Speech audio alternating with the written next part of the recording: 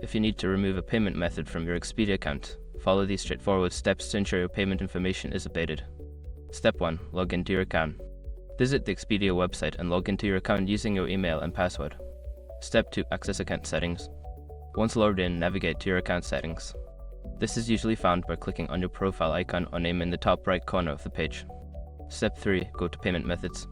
In the Account Settings menu, look for the section labeled Payment Methods or Billing Information.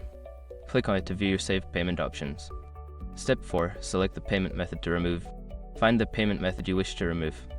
There should be an option next to it, such as Remove or Delete. Click on this option.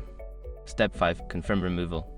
A prompt may appear asking you to confirm that you want to remove the payment method. Confirm your choice to complete the process. After following these steps, your payment method should be successfully removed from your Expedia account. If you encounter any issues, consider reaching out to Expedia customer support for assistance.